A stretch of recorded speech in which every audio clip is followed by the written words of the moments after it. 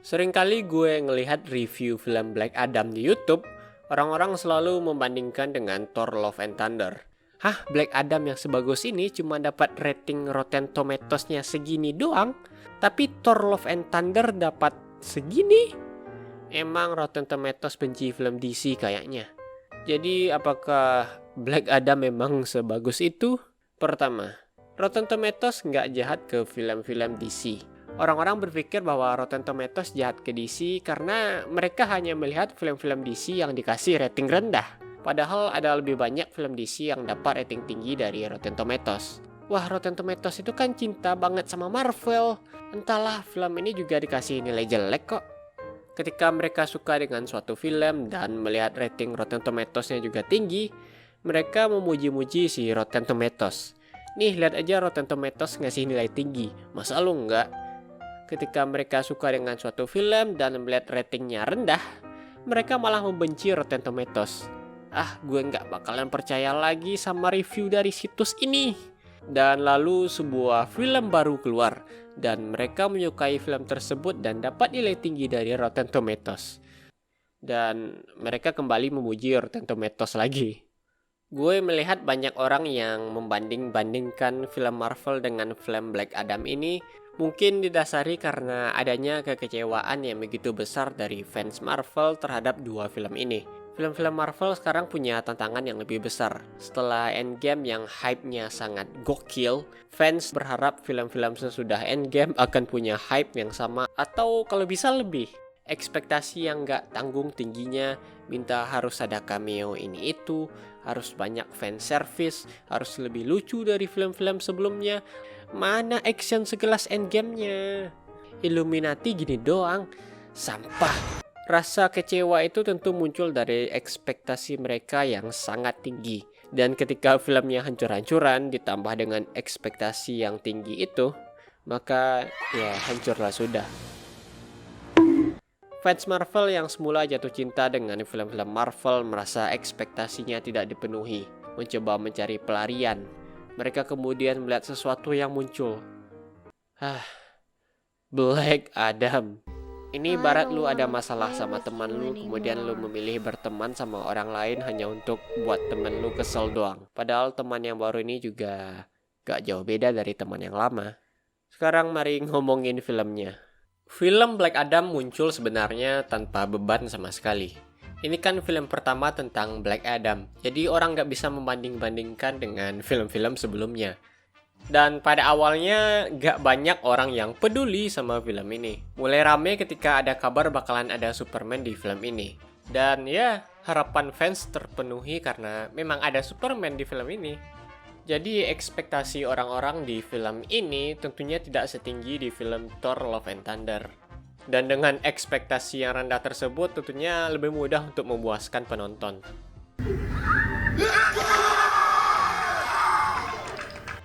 Di film Man of Steel di bagian akhir ada pertarungan gila-gilaan antara Zod dan Superman. Itu juga ada di film ini. Bedanya hal tersebut terjadi di sepanjang film. Dari awal hingga akhir disuguhi action penuh ledakan dan kehancuran. Hanya sedikit momen untuk penonton bisa bernafas karena action non-stop. Hanya sedikit momen untuk penggalian karakter Black Adam. Untuk tahu lebih dalam Black Adam itu gimana, hanya sedikit momen untuk membuat kita merasa peduli dan bersimpati pada Black Adam dan karakter-karakter lainnya. Ditambah lagi kehadiran Justice Society di film ini. Jadi film ini harus menjelaskan Justice Society itu apa dan siapa-siapa aja. Ya jadinya kehadiran Justice Society ini malah mengambil porsi penceritaan yang banyak di film ini. Seolah-olah hal ini udah terlihat dari posternya gitu bahwa Justice Society akan menutupi Black Adam. Film dengan judul Black Adam yang seharusnya Black Adam lah yang harus bersinar di film ini. Tapi karakter dia sendiri kurang digali. Malah ketutupan sama Justice Society lah, sama action non-stop lah, sama Superman lah, sama Dr. Fate lah. Dan sepertinya karakter Dr. Fate lebih mencuri perhatian di film ini ketimbang Black Adam-nya sendiri. Gue rasa Black Adam harusnya sangat layak untuk menjadi bintang di filmnya sendiri.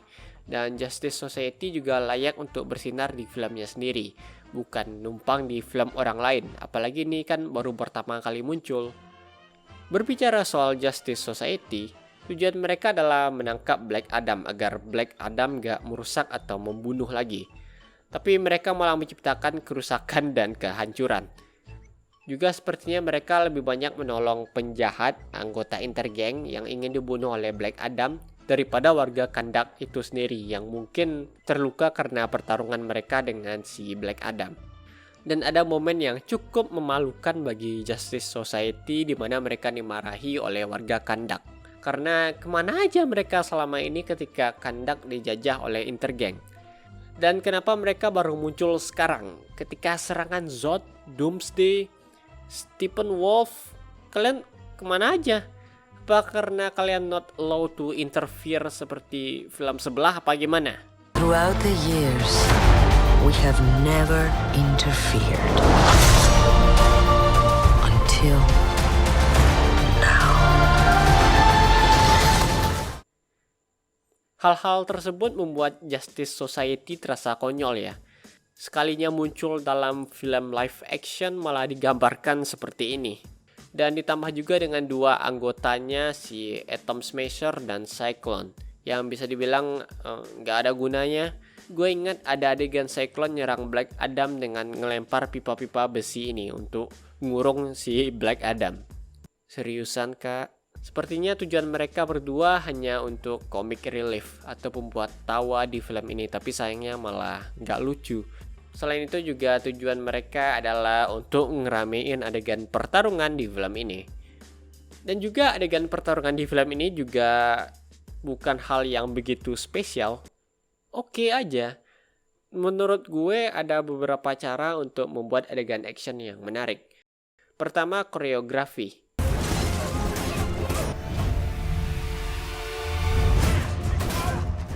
Di film ini sangat minim koreografi dalam adegan pertarungannya. Kebanyakan adegan aksinya hanya berupa menghantam satu sama lain. Satu pukulan dari Black Adam menerbangkan Hawkman, kemudian satu pukulan dari Hawkman menerbangkan si Black Adam. Nggak ada koreografi yang unik dari cara mereka bertarung.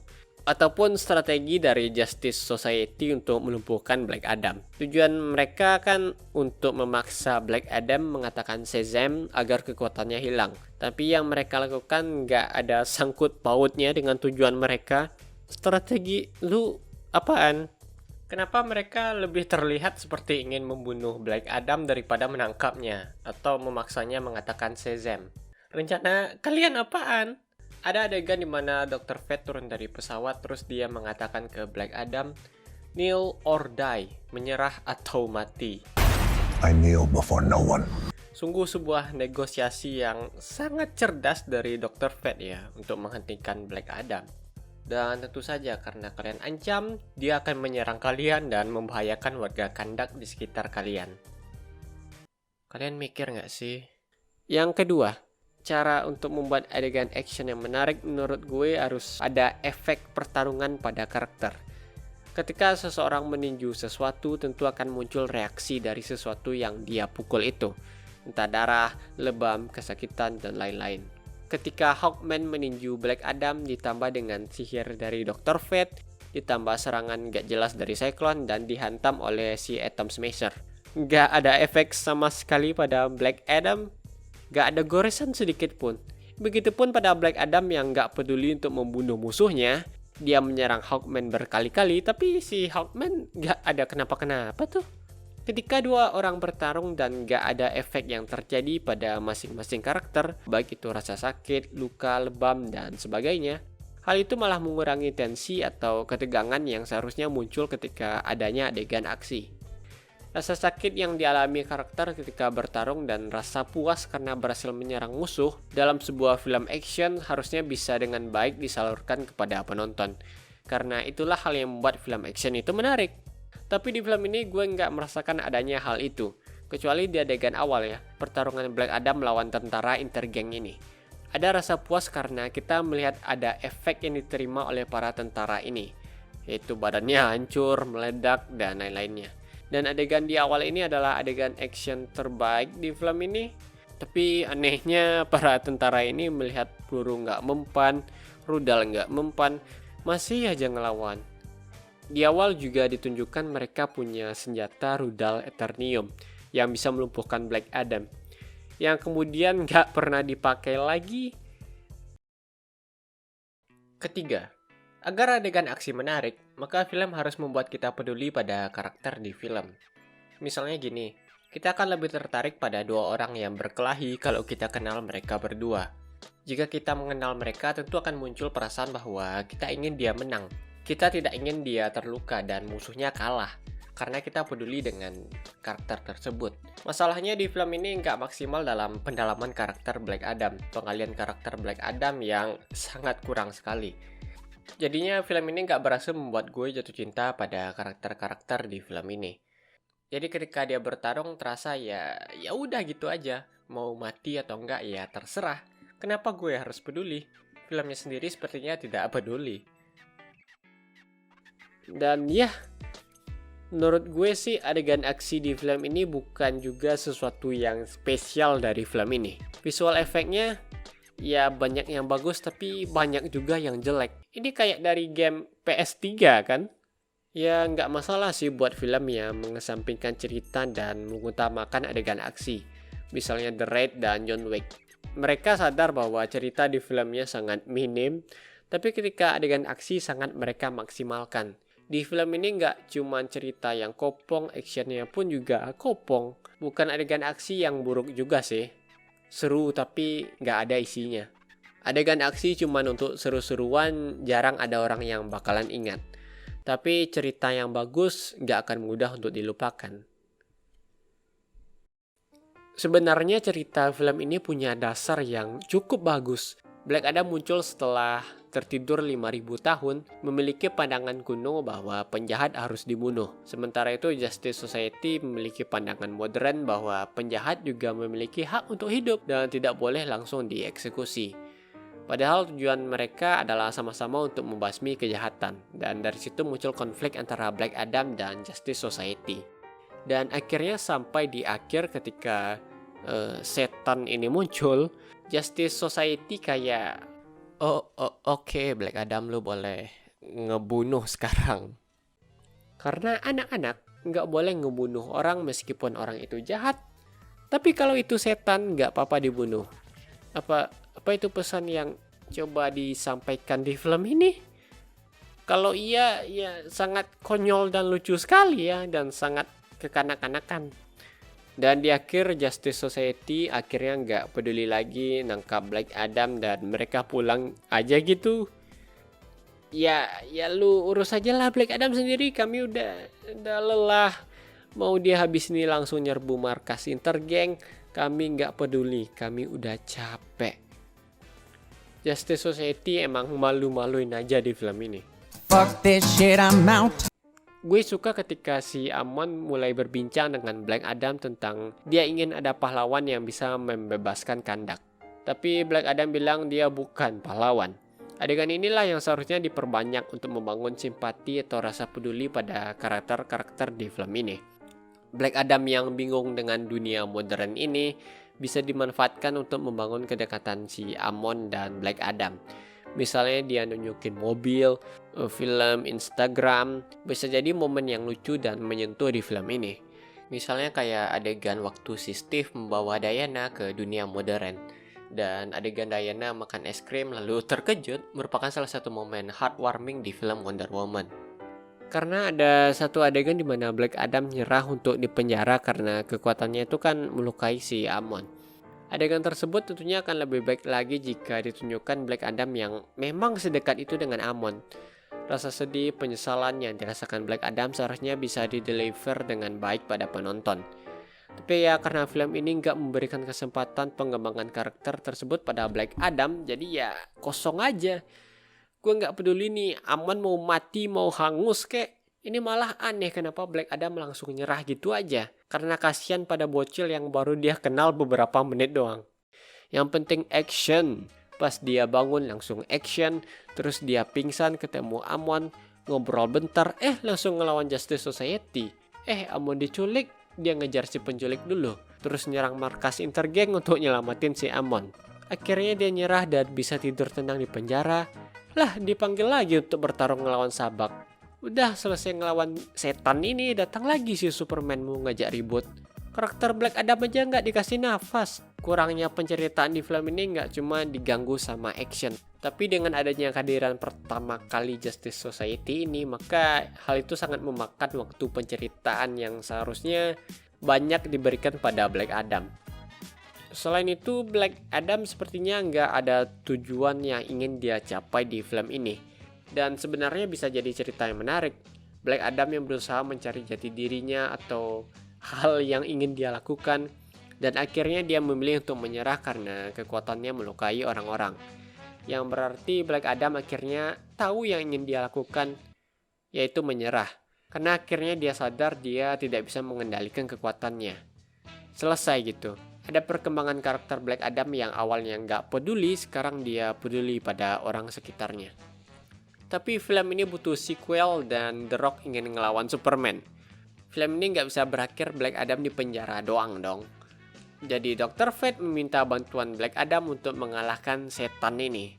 Dan Black Adam yang udah jadi manusia biasa berhasil keluar dari penjara yang dijaga oleh orang bersenjata dan ada di dalam lautan Antartika yang beku. Tapi dia beruntungnya tetap selamat.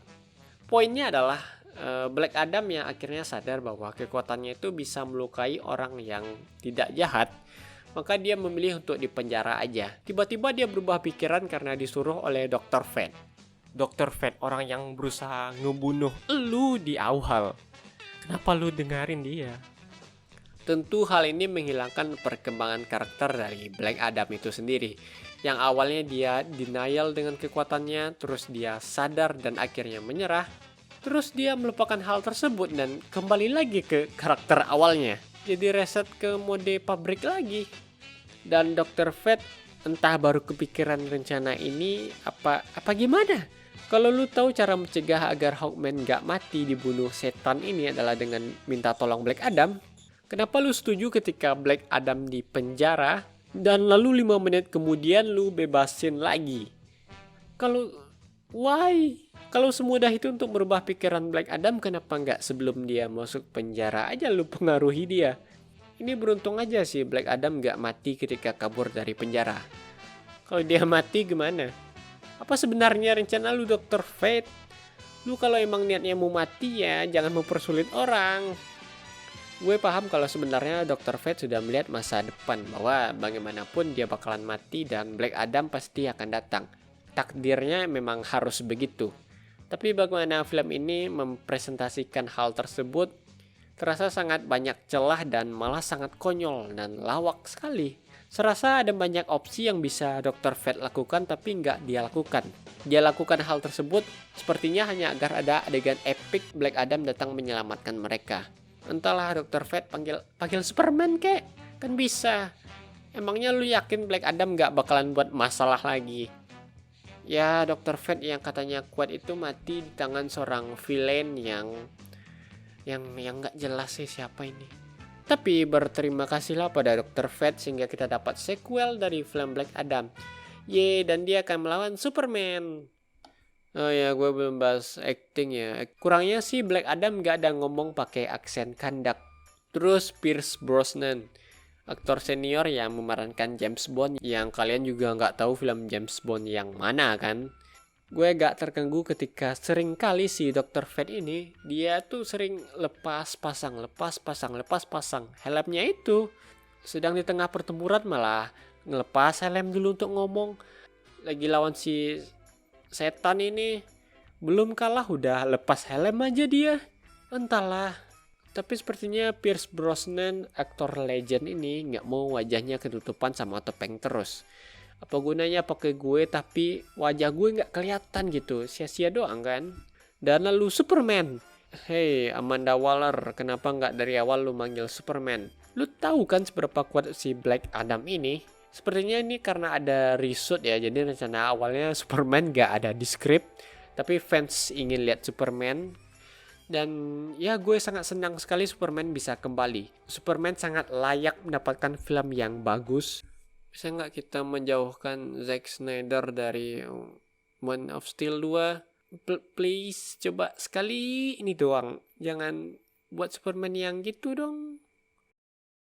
Tapi yang terpenting adalah, apakah film ini lebih bagus dari Thor Love and Thunder?